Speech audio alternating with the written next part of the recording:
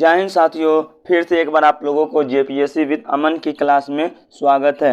यह class history honours generic वाले student के लिए हेल्पफुल रहेगा। आई होप यह क्लास आप लोगों को बहुत अच्छा लगेगा। आज का क्वेश्चन है, गुप्त काल को स्वर्ण युग क्यों कहा जाता है, वर्णन करें। अथवा गुप्त काल में कला एवं साहित्य के विकास का परीक्षण करें। ठीक है, अगर आप लोगों को इस टाइप का जो क्वेश्चन आता है, यह 20 मार्क्स का क्वेश्चन है, तो आप लोगों को सबसे पहले इसको इजी वे में इंट्रोडक्शन यानी इंट्रोडक्शन से स्टार्ट करना चाहिए। देखिए इंट्रोडक्शन कैसे दिया जाता है। साधारणतः स्वर्ण युग से तात्पर्य उस युग से है जिसमें देश की राजनीतिक, सामाजिक, आर्थिक एवं धार्मिक परिस्थितियों सर्वोत्कृष्ट हो। मतलब स्वर्ण युग के कहने का मतलब होता है जिसमें राजनीतिक और सामाजिक, आर्थिक और धार्मिक परिस्थिति सब कुछ क्या हो, सभी चीज़ अच्छा हो। ठीक है, उसी को हम क्या कहते हैं, स्वर्ण युग कहते हैं। ठीक है, ललित कलाओं, साहित्य के विभिन्न अंगों और संस्कृति जीवन का चरम विकास हो। मतलब सब चीज़ का क्या हो, अच्छा से विकास हो। ठीक है, राष्ट्र और व्यक्ति दोनों बहुमुखी विकास होता हो। तो राष्ट्र का भी विकास हो और देश का भी विकास होना चाहिए। ठीक है, और भौतिक, आध्यात्मिक एवं नैतिक विकास के अवसर प्राप्त होते ही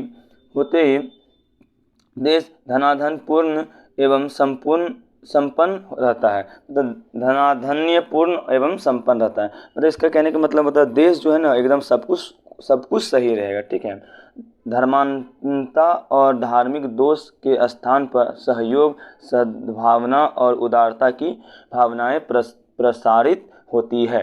मतलब देश में सब कुछ सही चलेगा तो सहयोग के मतलब धर्मानंदता और धार्मिक दोष के स्थान पर सद्भावना और उदारता की भावनाएं प्रसारित होगी। ठीक है, देखिए आगे, देश के यश, गौरव और प्रतिष्ठा की वृद्धि विदेश में होती है।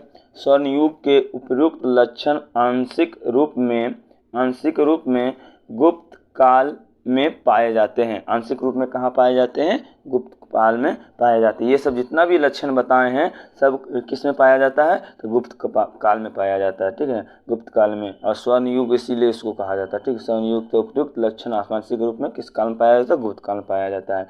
गुप्त काल में चंद्रगुप्त प्रथम, समुद्रगुप्त, चंद्रगुप्त द्वितीय जैसे प्रतापी शासक हुए, जिन्होंने विदेशी शासकों की राजनीतिक प्रभुत्व और प्रधानता को नष्ट करके समस्त भारत को राजनीतिक एकता के सूत्र में आबद्ध कर दिया। मतलब जो ये प्रतापी शासक थे और जो भारत के जितना भी प्रधानता को नष्ट किया था, सब चीज़ को एक राजनीतिक एकता में क्या कर दिया, बांध दिया था। ठीक है, उन्होंने भारत को राजनीतिक एकता प्रदान करके उसे एकछत्र शासन में संगठित और सुव्यवस्थित किया। मतलब जो भारत जो पहले था ना, छोटे छोटे गणराज्यों में बटा हुआ था, तो उसको ये सब प्रतापी राजा जो मौर्य सम्राट थे ना, ये सब क्या किए थे, इसको सब एकदम से सबको एक छत के शासन, मतलब एक साथ सबको जोड़ दिया था। ठीक है, उन्होंने देश में एक समान प्रशासनिक व्यवस्था स्थापित की, जिससे देश में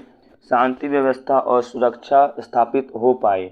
शासन का आधार प्रजाहित, प्रजावत्सला तथा लोकोपकारिता थी। मतलब देश में जो शासन का जो आधार है वो क्या था, प्रजाहित, प्रजा के हित में होना चाहिए, प्रजावत्सलता प्रजा की वत्सलता तथा लोकोपकारिता था। ठीक है, मतलब ये सब तीनों पे आधारित था। ठीक है, आप लोग याद रखना होगा।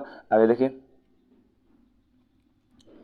गुप्त युग में व्यापार वाणिज्य को प्रोत्साहन दिया गया तथा यह काल प्रत्येक व्यक्ति को धार्मिक स्वतंत्रता भी दिया। मतलब धार्मिक स्वतंत्रता भी यह काल दिया था। ठीक है, धार्मिक व्यापकता एवं सहिष्णुता के कारण धर्म के क्षेत्र में नवीन विचारों का सृजन हुआ। किसका हुआ, नवीन विचारों का सृजन हुआ। नवीन चिंतन, मनन तथा दार्शनिक प्रणालियों का अभ्युदय हुआ। ठीक है, मतलब नवीन चिंतन दर्शन करने वाले प्रणालियों का अभ्युदय हुआ। ठीक है, आगे देखिए, गुप्त सम्राट विधानुरागी थे। गुप्त सम्राट कौन थे, विधानुरागी थे। मतलब विधानुरागी थे। ठीक है, उन्होंने साहित्यों को राज्य श्रेय प्रदान किया, मतलब जितना कोई साहित्य थे सबको राज्य में श्रेय दिया। और संस्कृत भाषा को राज्य के संरक्षण प्राप्त हुआ और संस्कृत भाषा के अनेक नैतिक कथाएं भावपूर्ण। देखिए अब गुप्त काल का जो है इसको कैसे समझा जा सकता है डायग्राम से। जैसे देखिए गुप्त काल है, इसमें व्यापार वाणिज्य को प्रोत्साहन किया गया था, पहला याद रखिएगा पॉइंट। दूसरा पॉइंट राजनीतिक एकता। तीसरा था धार्मिक सहनशीलता। और चौथा पॉइंट था महान सम्राटों का काल था ये, इसलिए ये स्वर्ण युग कहा जाता है। फिर देखिए श्रेष्ठ शासन व्यवस्था, इसमें बहुत अच्छा शासन व्यवस्था था। और कला साहित्य में चरणात्मक का कला था, मतलब चरणात्मक का कला था। मतलब ये इस टाइप से इतना पॉइंट आप इस तरह लिख सकते हैं। हम इसको पॉइंट में भी बता दिए, मतलब इसको डायग्राम में भी बता दिए और इसको पॉइंट में भी बता दिए। आप लोग इस तरह से भी कर सकते हैं। आगे देखिए काव्य मनोहर नाट्य सुंदर प्रबंध काव्यों की रचना की गई। मतलब जो यह था ना वह उच्च लोगों के लिए स्वर्ण युग था, निम्न लोगों के लिए नहीं था। ठीक है। ब्राह्मण बौद्ध और जैन धर्मों के धर्म ग्रंथों स्मृतियों तथा दर्शन ग्रंथ भी लिखे गए। ठीक है, दर्शन ग्रंथ भी लिखे गए। इस युग में कालिदास, भास, भारवी, सुदरक, विस्खदत्त, वसुबंधु, दंडनीय, हरिशेषन, ब्राह्मणिमीर जैसे कवि, लेखक, नाटककार तथा दार्शनिक हुए। ठीक है। इस प्रकार इस समय गणित, ज्योतिषीय, रसायन शास्त्र, चिकित्सा शास्त्र, खगोल विद्या, पदार्थ विज्ञान, धातु विज्ञान की खूब उन्नति हुई। ये सब इस गणित इस सब का क्या हुआ था, बहुत ज़्यादा उन्नति, बहुत विकास हुआ था। ठीक है, उस समय गुप्त काल में। ठीक है, आगे देखिए कला के विभिन्न अंगों वास्तुकला, भवन निर्माण कला, चित्रकला, मूर्तिकला, संगीत एवं वाद्य कला तथा नृत्य कला और अभिनय कला का चूड़ांत विकास हुआ था। मतलब चूड़ांत कहने को तो बहुत ज़्यादा विकास हुआ था ये सब कला का। ठीक है, ठीक है। कानपुर के निकट भिटारी गांव का मंदिर, झांसी के पास देवगढ़ का मंदिर, अजंता का गुफा, चैत्य और स्तूप वास्तुकला के ज्वलंत उदाहरण। मतलब ये सब जो है ना ये सब गुप्त काल का ही है, देन है। ठीक है, इसलिए ये सब उदाहरण उसका बनता है। ठीक है, आगे देखिए चतुर्दिक प्रगति के कारण कुछ भारतीय इतिहासकारों ने मंत्रमुग्ध होकर गुप्त युग को भारतीय इतिहास का स्वर्ण युग कहा गया, किंतु यह विचार एकांगी है। गुप्त काल की प्रगति वर्ग विशेष तक ही सीमित थी। जनसाधारण इस प्रगति के लाभ से वंचित रहे। मतलब जनसाधारण मतलब जो ये जो सब स्वर्ण युग है ना ये केवल उच्च लोगों के लिए था, वर्ग विशेष के लिए था, जनसाधारण के लिए, आम लोगों के लिए नहीं था। ठीक है। गुप्तकालीन समाज वर्ग विभक्त समाज था जिसमें सामाजिक एवं आर्थिक विषमता विद्यमान थी। देश के कुछ भागों में दास प्रथा का प्रचलन के कारण किसान आर्थिक गुलामी के बंधनों में जकड़ दिए गए थे। तो दास प्रथा के कारण जो किसानों की स्थिति था ना बहुत खराब हो गया था। ठीक है। भूमि अनुदान की प्रथा के कारण समाज में समानताओं का नया वर्ग तैयार हो गया था जो किसानों को आर्थिक रूप में शोषण करता था। मतलब जो समानता के आधार पर समाज में जो जाति प्रथा चलता था ना, भूमि अनुदान, तो जमींदारों लोग क्या करता था, किसानों पर आर्थिक शोषण करता था। ठीक है, आगे देखिए सामंती व्यवस्था में ने कृषि दास प्रथा का जन्म दिया।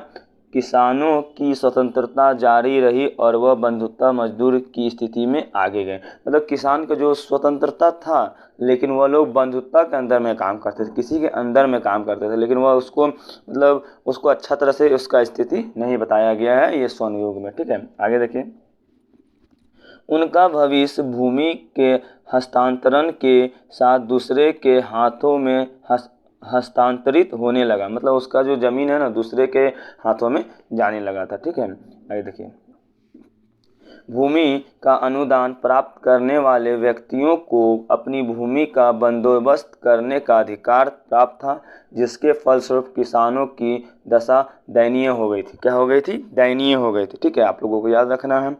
बेगार की प्रथा ने उनकी स्थिति को और भी दयनीय बना दिया था। मतलब जो बेरोजगारी का जो स्थिति था ना वो उसका दयनीय और बना दिया था। और देखिए किसानों को कई प्रकार के देन पड़ते थे, मतलब कर देना पड़ता था, टैक्स, ठीक है। इसके विपरीत शिल्पियों और व्यापारियों पर कर का आर अपेक्षाकृत कम कम था। इस प्रकार गुप्तकालीन समाज में आर्थिक विषमता व्याप्त थी। अतः समाज में, ठीक है, अतः समाज के निम्न वर्ग के लोगों के लिए यह स्वर्ण युग था। वे आर्थिक,